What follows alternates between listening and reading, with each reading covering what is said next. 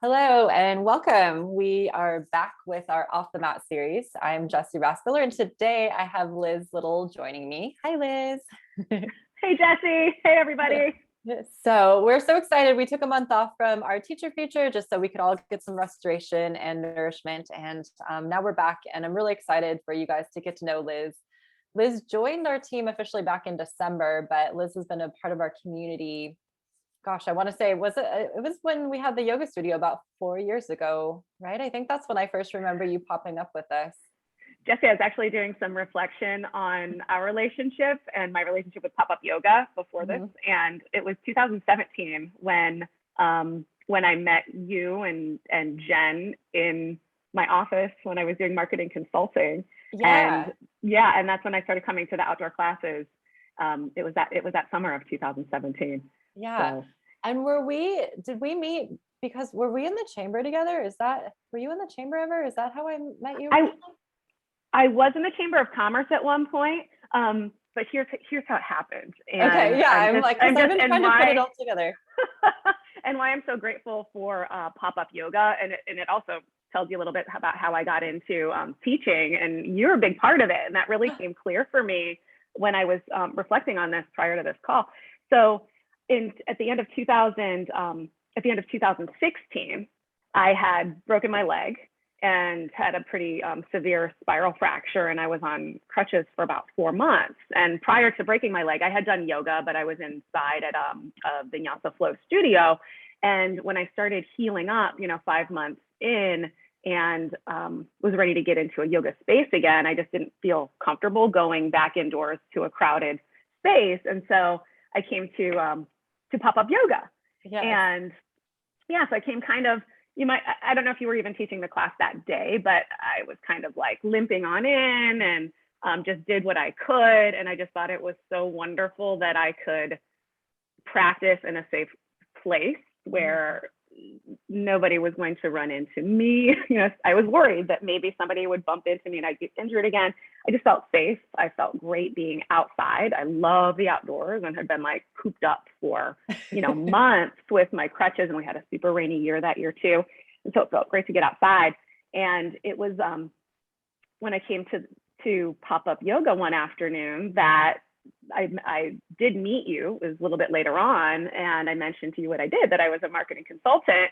And you said, you're like, I've got some great ideas that I'm looking at bringing into the community. Maybe I'll come run them by you. And you and your partner at the time, Jen, came into my office, and that's where we started talking more. And I remember at the time I had a coach who was trying to guide me through this process of following what it is you want to do versus doing things because you should, or it seems like a good idea. And at the time I was just starting to connect with it. And when you and your partner would talk about the ideas that you had, and I would kind of brainstorm a little bit with you, I was thinking, I'd like to be doing this. This is what I want to be doing. And there was this little voice in the back of my head. And so I started to kind of, listen to that a little bit. And then I thought, oh, but I'm a marketer. That's what I do. This is my background. I was in a corporate environment. And then another day, it was 4 p.m. or coming up on 4. And I was in my office by myself. I was thinking, I don't want to be in here anymore. I want to go do something. What do I want to do? I want to go do some yoga. And just felt as I got there, like my body just lighting up, like my spirit just lighting up with enthusiasm for yoga. And so that's how we met. That's where the relationship with pop-up yoga goes back to. And then that ended up between pop-up and really, I use yoga and I'm still using it to bring back balance in my body. I still have the after effects of that injury, even though it's been 4.5 years ago. I can still notice through yoga where I have imbalances in my body, where I still need to build strength and where I need to let go in other areas. And so this injury also helped lead me to well, good. I'm glad I don't have to be the complete catalyst for uprooting your life. I tend to have that effect on people, I've heard. So. No, it was a welcome because at the time I had, prior to breaking my leg, I also had some other health issues related to stress. So I do have, I've been diagnosed with ulcerative colitis, and it first started surfacing in 2016 prior to breaking my leg, and all these other types of symptoms as well that as I reflect back, all very like anxiety driven. Mm-hmm. And I knew I needed to make a change at that time. I knew that my lifestyle and the type of work that I did just didn't jive with me. It was too much for my system. And reflecting back now, I can just really see how it didn't, as I understand more and more about myself and my values and what's important to me, can now see clearly that what I was doing, it was a great job, and lots of people love to do that kind of work and they get fueled by it. But for me, it just wasn't a good fit for who I am. And so I'm just so happy to have made the change. And I remember all those pieces. So I'm glad you got me to the chicken and egg, because I've never been able to remember like how we first met. I mean, I remember you being in the boot and you sharing your story about, how you came to be in the boot as well. And then, but I also remember you being at yoga, and I couldn't remember how all that flowed. And yeah, and it's so interesting too, because it's like, when you meet people at the right time in your life, right? Like, I feel like our relationship was very mutual in that way, as, and Jen too, when she was helping to run pop-up yoga, it's like, we would both say that about you. It's like, we had this sort of mutual inspiration within us, because at that time, Jen and we had that indoor space that we called our winter home, where we're trying to figure out what we were going to do with it. We had this beautiful brand, Venture Well Yoga, of all these things that we wanted to bring to the community, like you said.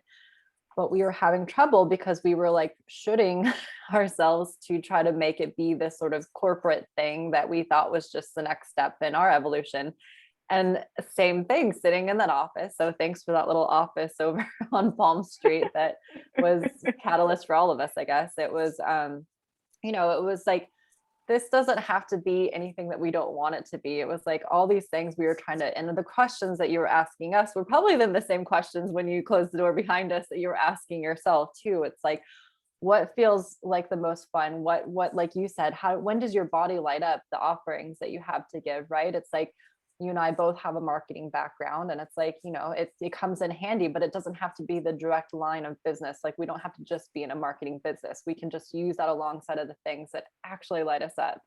And so it's so beautiful, like, those little pivotal moments of like when you meet people and your worlds kind of combust in this like awkward but beautiful way. And then I've been watching you as you've dove into your yoga teaching, and it was so exciting when we had a space, for you to come on board with us, because I just always felt like you were a part of our community. And like so many of our teachers, you came as a student and found that love of nature and the connection of yoga to it, and kind of jumped in both healed feet. So I want to share with the community, because you have such a vast background, besides being a yoga teacher, besides, being a marketer. I've always been more curious, and we went on a hike a few months ago, and you share a little bit, but tell me about your skiing world, because this feels like very complimentary, but also a huge contrast to yoga. Right. So well, tell us about that world. Wow. So, my ski world goes back to like the age of 6. I'm originally from Ohio, and lived in the snow belts in Ohio, where we had snow lots of the year. And I happened to live by this tiny little resort called Boston Mills. And it's tiny, being like, it's the highest peak there is about 200, I think it's 236 feet high. So it's really small, but as a little kid, it was like so exciting to go and slide on snow, and it was a fun family activity. And that's when I got into it. And I had always been a lover of getting out in nature. I was lucky enough to grow up with a big backyard and a neighborhood where there was a lot of woods, and you could explore as a little kid and kind of do your thing. And so skiing just ended up being another, probably, the first sport that I was really connected in nature with, actually. I liked it because it wasn't, although like physical, and I was competitive with myself and having aspirations and wanting to do and try new things, it wasn't like a team sport where you're competing against other people and have to conform in any sort of way. So I guess now talking about it, I can see how it allowed me to find kind of a creative outlet in a world that didn't feel like I had a lot of opportunity to kind of explore and do what I wanted to do. And so skiing started really young. I skied all my life as much as I could up until breaking my leg the second time. Were both of them Yeah. ski injuries? They were both ski injuries. Yeah. So the first time I broke it was 2005, and I was still living in Ohio at the time, and I had flown out to Colorado by myself for to chase a storm. So I used to watch the Doppler on TV to see weather patterns coming through the west. Mm-hmm. And I saw this storm coming, and I had kind of had a feeling like 4 months prior, I don't know why I knew this, I had kind of targeted that specific weekend to travel to Colorado, and it just happened. The storm came, it dumped 3 feet plus of powder in the back bowls of Vail, and I got to be there and be there on opening day for the back bowls 2015. But it was my first day of skiing for the year. Early in the season, I was skiing waist deep powder and just exhausted by the end of the weekend, and literally on my way skiing out and down the catwalk, I just turned to look at the mountains and caught an edge and fell and broke my leg at the tibia, same leg that I broke later. Oh gosh. Yeah, and so that was the first broken leg. And then I attribute it to going too fast, redlining, living a lifestyle that was just, I used to do too much, too fast, and not give my body the rest that it needed. And at the time, I was also working a really very stressful corporate role. And I can see it now, but I couldn't see it when I was in it. What does that feel like? Because I know you're even still a very active person, but I know you have a lot of balance within it. What does that feel like? Maybe one of the first times in your life where you're asked to just stop, when you've been going, because I feel like so many of us witnessed that in ourselves in the last year, right? And it's such a challenge when we live in this Western fast-paced world, like where we've been using this shoulding phrase, we should all over ourselves. And it's like, what was that like to not have the passions that you love for that moment of time? What did that transformation or transition look like for you to have to stop for that period? Well, I would say the second time around, if you come back and ask me about the second time around, all right, let's go there. For you. Okay. First time around, I was only 35 years old. Mm-hmm. I didn't have a lot of self-reflection at the time, didn't have a lot of self-awareness either. Was totally driven by the corporate life, moving up the ladder, making more money, and making enough money to go skiing. And and so I don't know that there was a whole lot of transformation back at that time, honestly. When I heard that my leg was broken, the first words out of my mouth to the doctor were, when am I going to be able to run again? And it was like, put me out of my misery now. He said, well, maybe in 9 months from today, you can run maybe a mile at a slow pace. He said, but honestly, you should just give up running altogether, protect those knees. And I was like, no, I'm not giving up running. And that did lead me to, no, I'd already been doing yoga, but that did lead me to getting back into my yoga practice again. Mm-hmm. when I was feeling well enough to do it. But I don't know that I really slowed down. It was really the accident that happened much later. So then you got a huge wake up call. Okay. Huge wake up call. So then you got that wake up call. Two years later. So 2005 to 2016. So it was 11 years later, the wake up call. Yeah. So the signs had already been happening. I was working in January of that year for as a consultant, but working for a company based out of China. And I was just redlining it all the time, traveling all over the country. And then when I wasn't traveling for work, traveling to ski all around the world. So just always gone, always traveling, always super busy. And my nervous system was just like super up all the time. And then I ended up getting a virus when I traveled to China. And that virus was the first part of kind of my hitting rock bottom for that year. It ended up with a broken leg at the end of the year, but in January I got sick with a virus that, gosh, I was fatigued for probably 6 months. Maybe by 7 to 9 months, I was feeling like I had my energy back, but it took me out of the things that I love to do. I couldn't run. I stopped surfing. I just didn't have the energy to do it. And I didn't know what was wrong with me. No doctors could figure out what I had. And then the colitis started to happen. And that could be related to the virus, maybe not. I don't know, probably stress. And then at the end of the year, I was going to have a colonoscopy because of the colitis, just to have the doctors wanted to take a look, see what's going on in there. And I remember lying in the hospital bed after I came out of anesthesia. And I asked the doctors, when can I go back to my life as normal? They said, tomorrow, you're fine, tomorrow. I said, great, I'm going to Mammoth tomorrow morning to go skiing.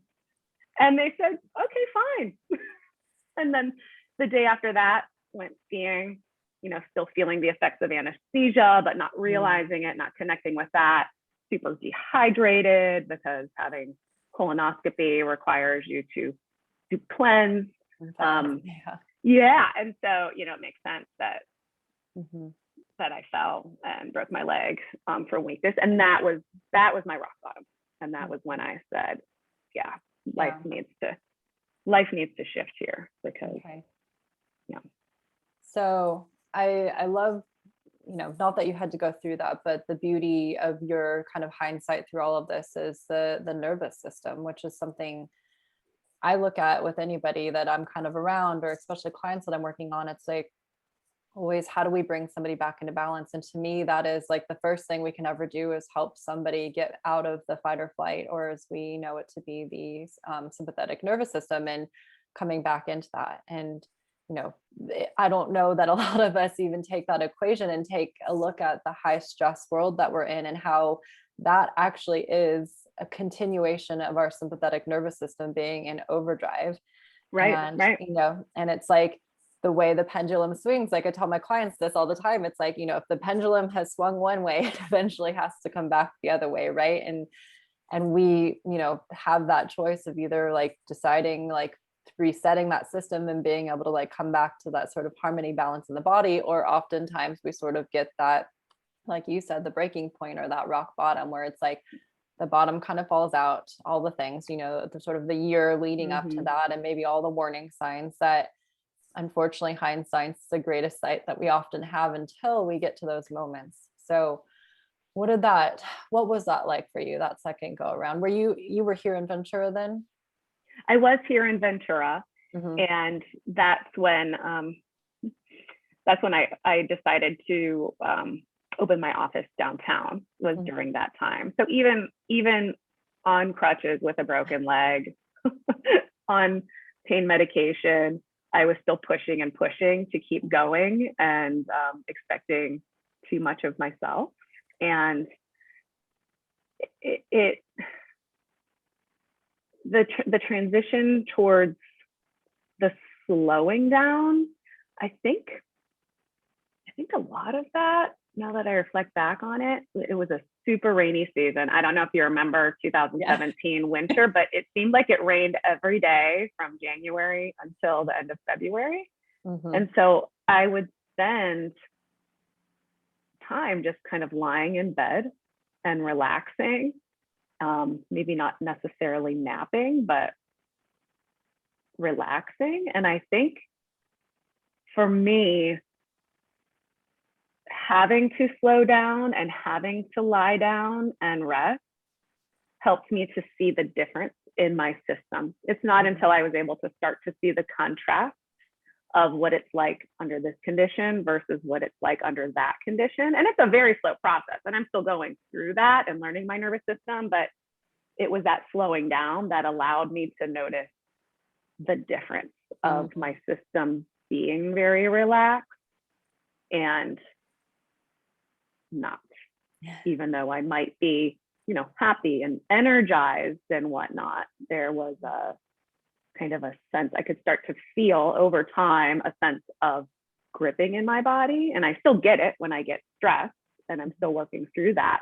But I can now, I've slowed down enough between having that accident, doing, you know, getting into yoga teacher training, having a very consistent yoga practice, and then incorporating, I think incorporating yin is what really helped me to detect the difference between my nervous system being revved and my nervous system being balanced and my nervous system being frozen in the dorsal. Yeah. So I love that you brought up yin, because I feel like it is finally getting the credit that it deserves in our Western culture. Because, you know, as much as we all love that hatha vinyasa, it's still that, you know, that go, go, go energy and that powerful breath that's still revving up our system, right? When we do the pranayama, right? It is a fuel for our system. And sometimes I almost find that, I don't want to say that our bodies are overfueled, because I think they're still underfueled within that, but that slowing down and really cultivating the breath to flow into the spaces in our body that are most uncomfortable, rather than just flowing through a process and a practice so quickly that we don't even have to acknowledge the parts of us that are uncomfortable, where yin's like, slow down, be quiet for a little bit, and like really observe, right? So that's beautiful. And I love that that time period also brought you sort of, you know, the hatha vinyasas, that yang to the yin, right? And we all need that balance within, you know. It's like I can get so yinned out sometimes, but then again, the pendulum has to swing and I have to come back to that stronger practice or movement situation. So and it was the yin, the colitis that led me to yin. So my colitis wasn't healing under medication. I didn't have a breathing practice at the time. And I was doing a lot of vinyasa flow and asana. And one of my yoga teachers, who was my mentor in my teacher training, took us through an introduction to yin.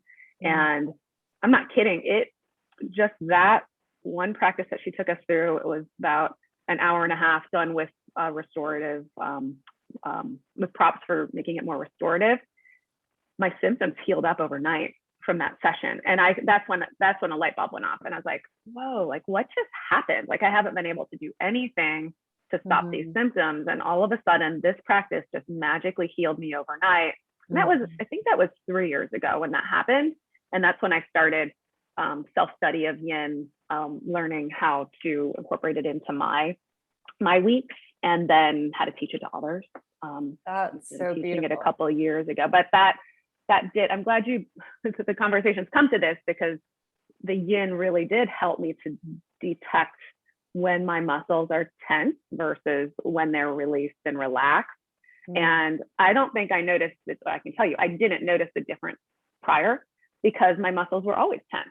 And when we always feel like that, when we have muscles that are just always contracting, whether it's because we're doing physical exercise or whether it's because we've got thoughts that make us tense, we don't know the difference. We've just lived with that body all that time. But when we can find another feeling or sensation, and yin lets you drop into that sense of calmness and being in the body and feeling relaxed, you can then see, oh, that's what people are talking about when they talk about relaxing the body, letting go of the gripping, and I sleeping almost better. feel like in that moment, your body, because your breath was flowing in, you know, so fluidly, and you had that greater awareness to your body, it's almost like that was the moment, like what I'm just kind of reading on you is like, that was the moment where your body was like, it's safe to surrender right now. Right. And that's probably why you had such a quick result after that class, right? It's like, you know, we can share with people all day long, do yin and it can heal these things, do hatha vinyasa and it can, like, you know, energize you. It's like,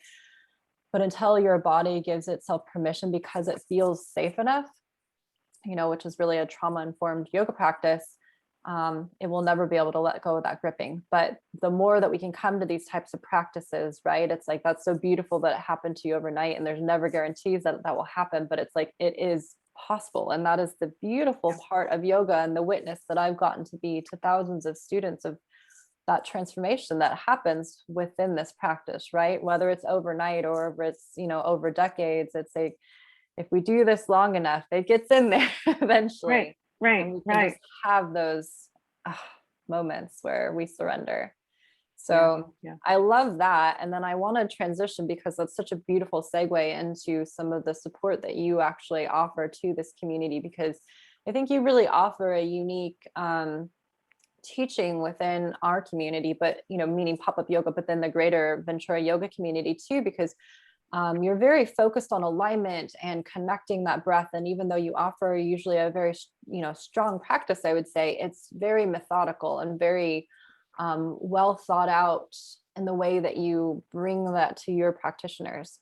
And so one of the things that you'll be doing this month, for the month of August, is offering a workshop for lower back pain, which I've been teaching for about 7 years. And I have to say, about 75 to probably 90% of our population probably has lower back pain. I have my own relationship as a teacher and the studies that I've done of why that is, but I'd love to hear a little bit from you, like without going into the workshop and everything you're going to share, just your awareness around the community and the population with lower back pain, and how this could be something good for those out there that are suffering as well. Right. So absolutely.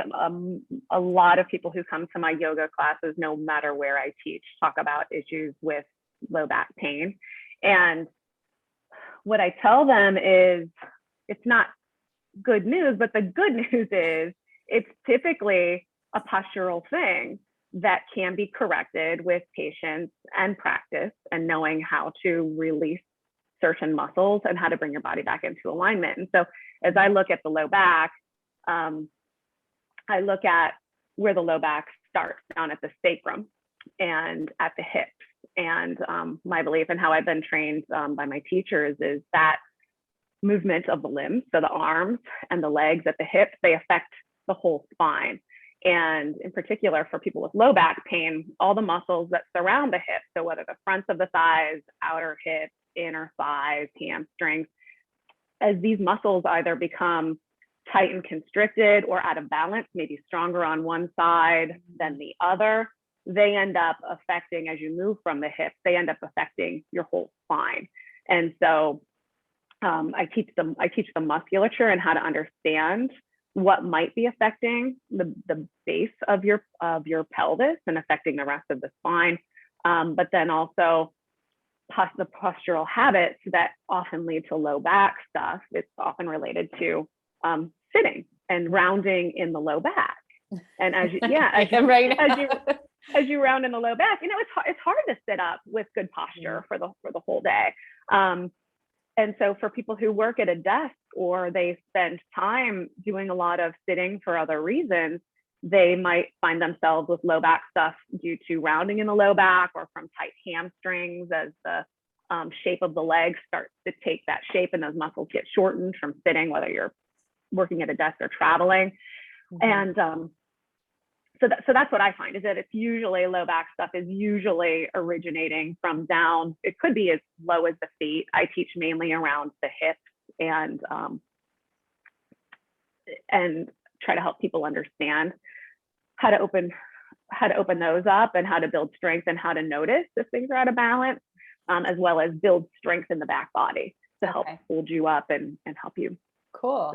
So would this be a good workshop for somebody who's never even had a yoga practice at all, and they just, they know they have this chronic pain in the lower back? Would this be a beautiful opportunity for them to take some empowerment away, and maybe even introduce them to how they could find awareness in other yoga practices as well? Or who do you kind of want to reach with this? This is open to any level, whether someone's done yoga before or not.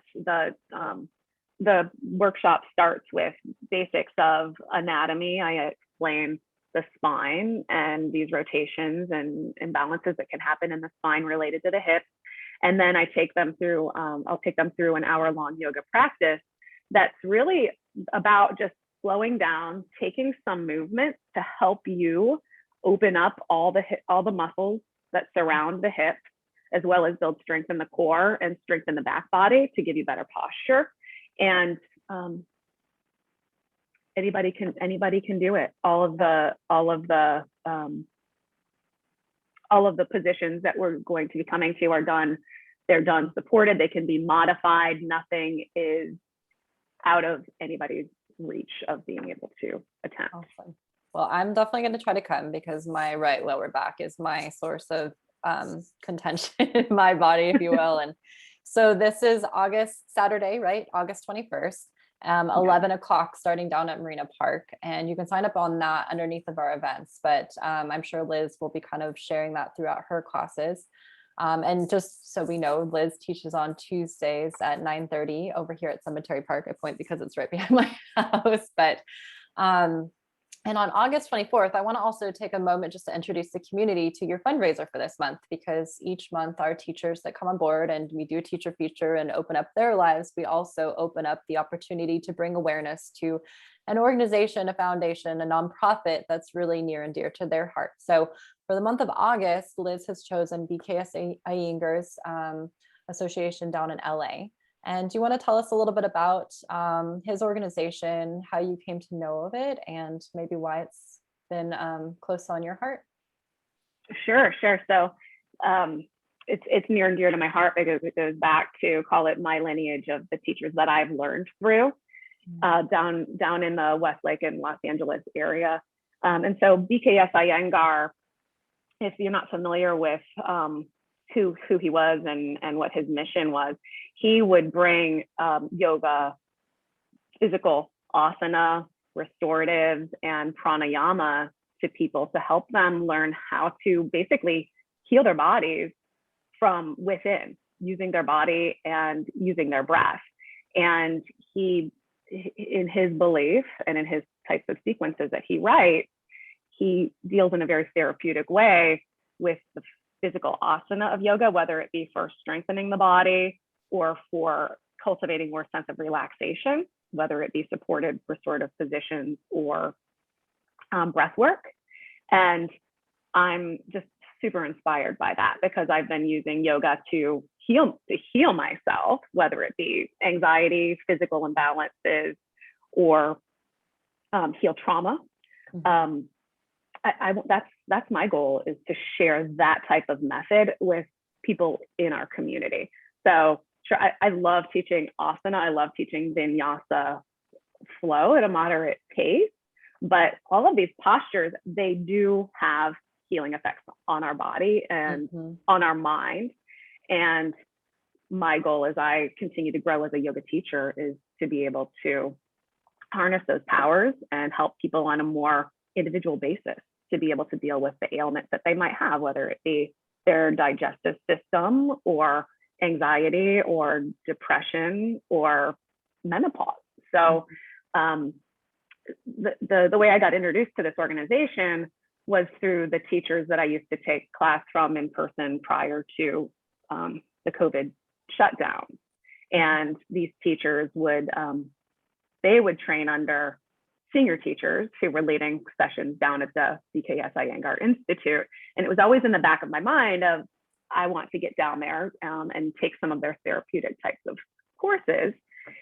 And just a few weeks ago, I was thinking, wow, now's the time. They're probably reopening and getting things going again. And I looked online, and sure enough, they've sadly lost their lease. They just couldn't afford to keep their building in 2020 and had to give it up and moved everything online. So although they're still able to support the community with some great teachers, I'd like to be able to donate to them to give back so that they can hopefully reopen their physical presence and start leading trainings again and all types of therapeutic methods, but also teaching at a very, very senior level to help keep aspiring yoga teachers really knowledgeable about the physical asana which are Yeah. all very complex, so many different things happening in the body. You could explore them for a lifetime, each position, no matter how easy it looks. So Yes. I want to support to continue to keep, you know, the practice alive Mhm. in Well, and yeah, Southern California. when we were messaging earlier and you know, coming to this being your organization, it was like when you told me that they closed, there was almost this like, oh my gosh, you know, this is one of the beautiful teachers that came to our country to share these practices with us. You know, when we hear the Iyengars and these different forms, the Achangas, the Bikrams, and these different lineages, you know, there's such incredible, beautiful pieces of puzzles, right? And there are all these different teachers that have come over here and sort of, you know, like we do in the West, they create these names around these different um, forms that they teach and the different approaches that they have, right? But ultimately, like you're saying, they're all to bring this sort of healing capacity, mind, body, and spirit to us. And you know, we unknowingly in this country quote B.K.S. Iyengar constantly. And I loved one of his quotes. I've put it on your teacher feature page for students. And, you know, to think that we had to narrow it down to, I was thinking while I was going through his website of like, you know, he has so many incredible quotes that we as teachers share with our community over and over again through the generations of these teachings, but for them to have to choose one quote to put on his website or their continuation of his teachings, I was like, wow, that had to be such a challenge because he really is such a part of this Western yoga world that we live. Whether we've taken an Iyengar specific practice, we have those teachings embedded into us because we as Western teachers have been, you know, fed all of the knowledge through him and these other lineages that have come to the West, or, you know, maybe even come straight and direct from India. But his is one that just always stands out to me. So when I saw and we were chatting that his physical or the physical location where they still continuous lineage is closed, it's like, wow, this really feels like this almost sacred duty that we have to continue to support this organization that has given you and I life, but so many other people and fed our yoga practices. So I'm so glad that you chose this organization and I can't wait to help to support them this month. Um, yeah, so we'll have all that information just below on Liz's page there where you can donate. But she will be offering an in-person fundraising practice, which will be August 24th at her standard 9:30 Tuesday class. And your registration at that practice will extend all the profits to go towards this organization. And if you can't make it to that class or you want to offer a little bit more than your average drop-in fee, then you can also donate via PayPal just below on the link that we have there, or you can go on there and we have Venmo as an option as well. Or you can bring donations to Liz's class as an offering as well. But just a really beautiful way to jump back into the teachers and the foundations and, you know, jumping right in with a fantastic organization. So thank you for bringing some light to this lineage that has supported so many of us, and we'll continue to share more with you guys. Anything else that you want to share for your month before we let everybody go and we let you dive into August? Oh, just to wish everybody a happy, you know, last month of the summer. Make sure you stay cool, hydrated, and come see me for a yoga class Tuesday morning. It'd be great to see you in person. Awesome. Thank you, Liz, for spending time and sharing all your wisdom, and can't wait for your back workshop in a couple of weeks. Thank you, Jesse.